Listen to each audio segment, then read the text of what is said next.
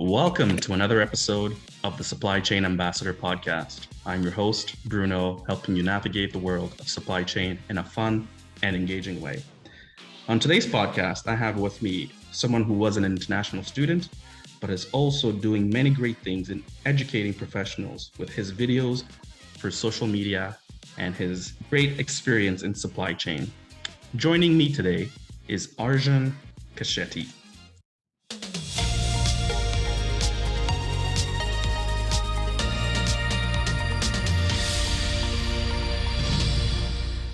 Arjun came as an international student from India 7 years ago and studied supply chain from Seneca College. He gained 6 years of experience working with Walmart and Sobeys, focusing towards replenishment and demand forecasting. Currently, Arjun is teaching supply chain management at Seneca College. He is the founder of Fellow International Student Organization, which helps international students in their personal, professional, and business development. Welcome, Arjun.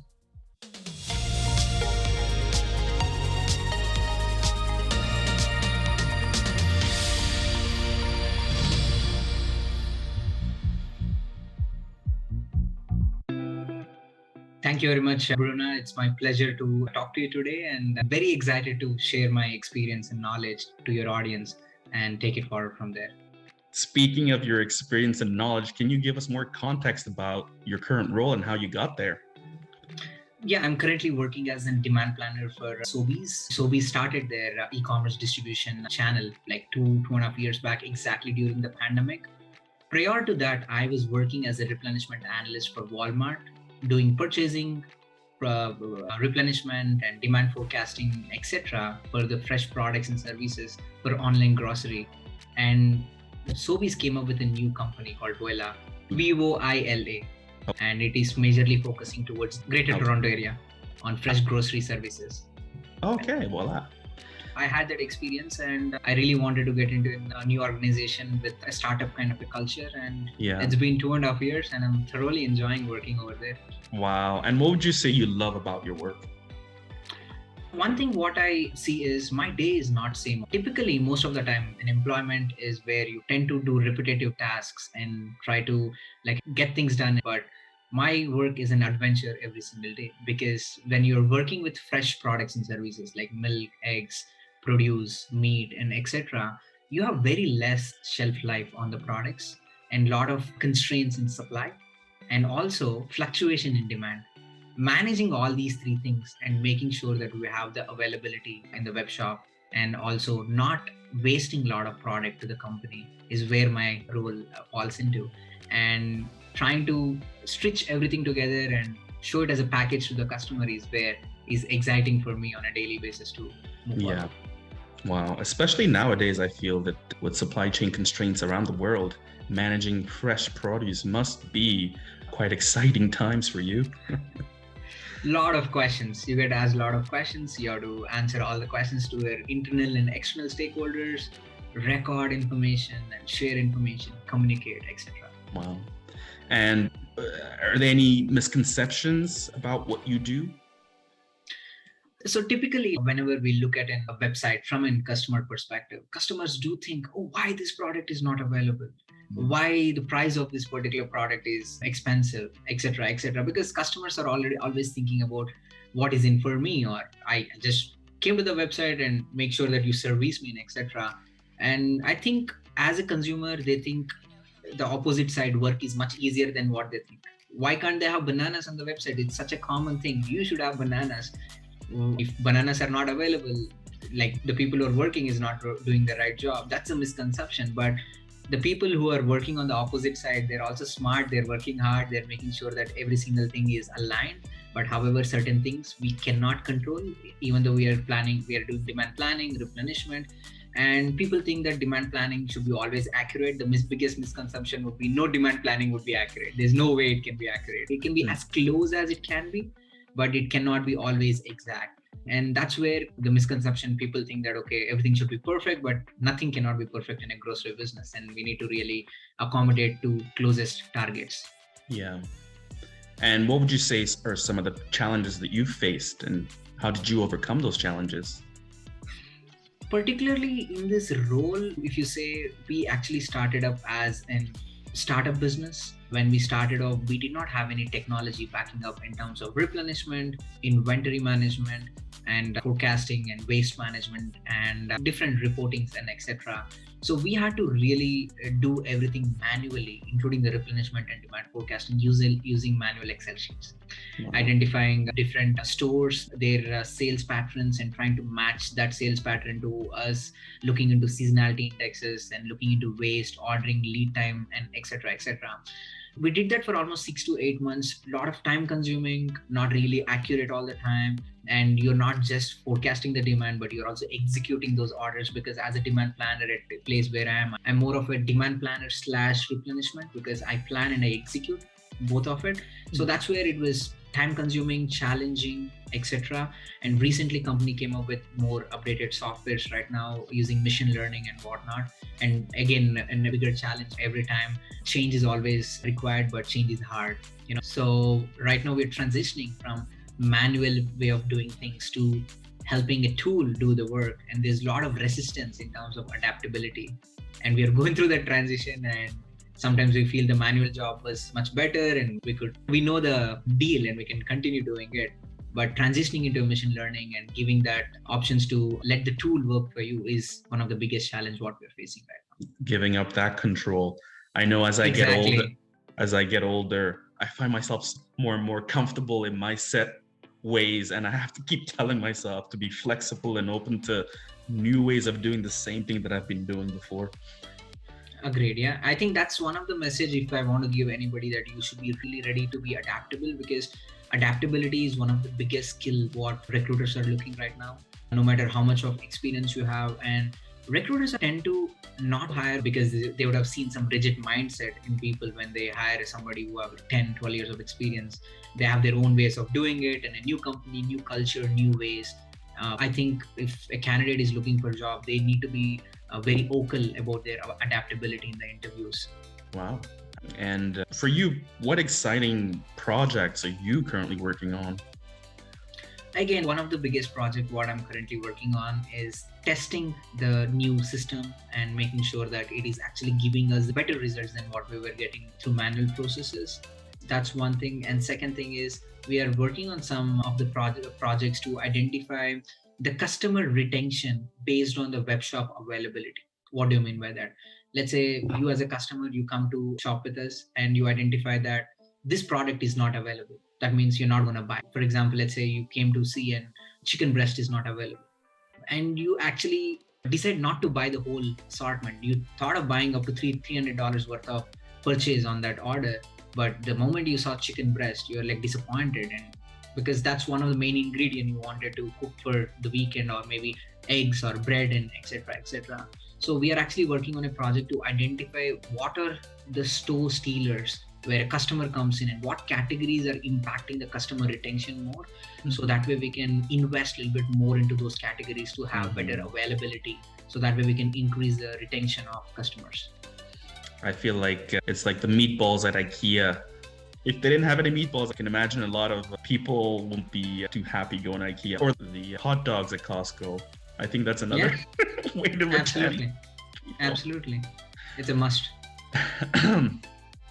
Before I get on to the next question, I'm really curious about your fellow international student organization. I want to learn a bit more about it. Can you share with us what exactly is that and what does it do? Absolutely. That's a great question. When I graduated as an international student in 2016, it was pretty hard time for me to get my first job. And I had to really network a lot, go to a lot of coffee chats, talk to people, understand how the market works. And not everybody were willing to invest their time and resources into a new graduate and help them out. And that's where I got a mentor after 6, 7, 8 months. Like it took me almost like 9 months to get my full-time job right after my graduation. So until then, I was just picking up some odd jobs and working part-time to pay my bills and etc. And the moment I found my mentor after 6th month of my job journey, within 1 to 2 months, I was able to successfully secure a role. And in fact, the mentor was not really a supply chain professional, but he believed in me and he just told me that, Arjun, I believe in you. What that did is it encouraged me, it built my confidence up, and then made me realize that it is so important to have somebody who can keep on encouraging and being that listening ear and whatnot. And once I graduated, I started working. I really was able to reap the rewards of the mentorship and the careers, what I was able to achieve. And then I figured out that the same feeling can be translated or given to international students who are coming in. At this moment, as we are talking, we have around 500 to 600,000 active international students who are residing in Canada. Unfortunately, not everybody are getting the right mentorship, resources, everything what is needed for them to set them up for success in this country. That's where I thought, how about I create an organization where I create a point where the givers and the takers meet. Givers are the people who are like us, who already came as immigrants and international students, who have successfully settled down in our careers. We want to give back to the society, but I can't really figure out where to give, what to do, whom should I talk and whatnot. That's where we created the Fellow International Student Organization, mainly focusing towards networking events. So we used to create a lot of in-person networking events where we invite working professionals who came as immigrants and international students and allow them to share their success stories, and also international students showing up and whatnot. Pre-pandemic, we had an event in 2019 November. We had around 150 people showing up to that event, and it was a paid event, like $20 per person, and 120 people showing up to that event. Wow. Yeah, and then after pandemic, we had no idea what the heck happening, what to do and whatnot, but we did it in a Zoom. We had around like 300 people plugging in, but I personally did not like the engagement of the Zoom because half of them were turning off the camera and we had no idea what was happening and whatnot. But now I'm very much excited again once the pandemic is done and trying to look some locations and start bringing that quarterly networking events, like a LinkedIn local events. The international students can meet some of their alumni and seniors and learn from them. Wow, that's fantastic. And then you're utilizing social media as well. I've been trying to start up a YouTube channel. I never had the guts to actually go ahead and do it, but you've taken it on and you're really putting good quality content out there. Can you tell us a bit about? Yeah, I really appreciate it, and this is the validation I get that my content is also quality, because I really don't invest a lot of time and resources into editing and posting and whatnot, but I like to post as raw as possible, as authentic as possible. And keeping that aside, the reason why I started off posting on YouTube or LinkedIn or any such places in 2019, 2020, I did recognize that anybody who has personal brand can really make it happen in this country or anywhere right now. 20th century, we need to have our own personal brand, personal identity. And next thing is, YouTube or LinkedIn is not charging money for me to post. It's free. And third thing, I do have some experience, and I think and I believe that experience can be helpful for people who are actually looking for that. And keeping all these three thoughts together, I started posting content. It was pretty raw. It was, people were not like even engaging into it and whatnot. But later on, I figured out what are some hot topics, and I'm actually a specialist in terms of posting that 1-2 minute small videos talking about small topics, giving small tips and whatnot. In LinkedIn, I have around like close to 50 to 80,000 views just on LinkedIn for all my content, and YouTube I have around 100,000 views on different videos of mine. And my goal is to keep educating and just build my personal brand. There is selfish reason as well. At the same time, I enjoy what I do, and it's a win-win situation for everybody. It absolutely is. I think much like you, I echo that very much, having that online presence, because one of the first things I think someone told me when applying for different jobs is hiring managers do search your name. They do put your name in Google and say, what's this candidate all about? And having that personal brand of yourself out there is a very good point. I always share that with people, with students that I talk to as well. Kudos to you. You're doing great. Absolutely. That's the only credibility you can have for yourself, and it really matters a lot. And it's gonna be much competitive and much important than anything else, for sure. Yeah. What advice can you give to some of our listeners? So one advice I can give to listeners is stop competing or comparing yourself with a lot of other people. Right now, what's happening is, in the social media game, only the flowery stuff has been posted on the social media. It might be Instagram Reels or TikToks and etc. etc. And I've been in that situation, and I've been in that rabbit hole for too long time, having a full-time job, having multiple businesses, working as professor at Seneca College. And frankly speaking, I have tight packed schedules, income is great, everything is good.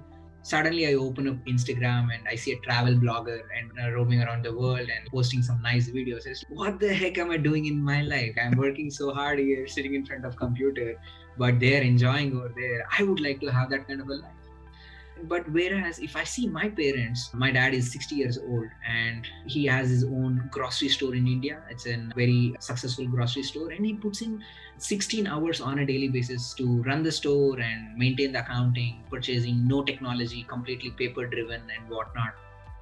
And I've never seen him complaining or comparing with other people. He was always happy, excited, goal oriented, because he never had an opportunity to compare himself on a daily basis with somebody else. So he had that blinders on, and he's happy right now. Even though he's putting 16 hours at 60 years old, he's fired up, excited, all of those things.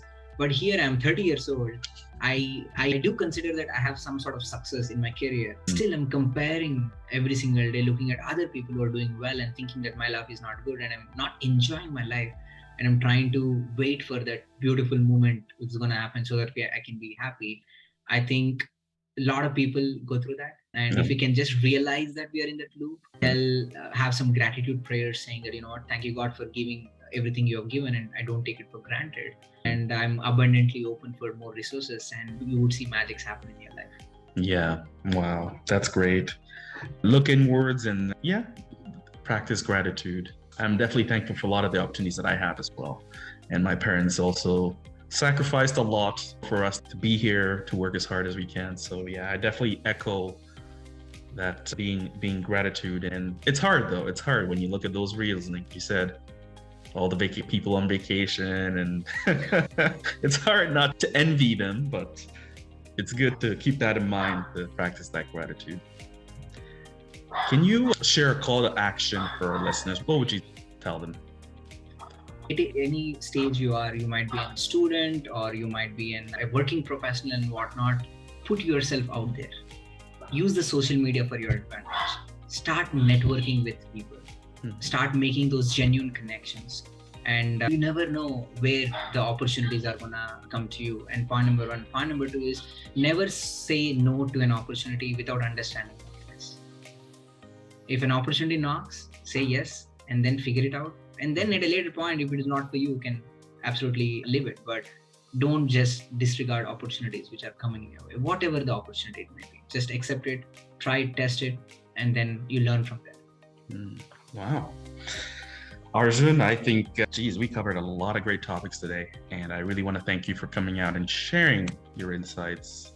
We've discovered some very key themes, things like nothing is perfect and change is hard, being adaptable, having a good mentor, especially with your organization, the fellow international student organization. Having that mentorship is key. I've had great mentors that have really helped me in my career, but also having mentors that believe in you, that are encouraging, and not comparing yourself to others, not envying others, and appreciating what you have, practicing that gratitude.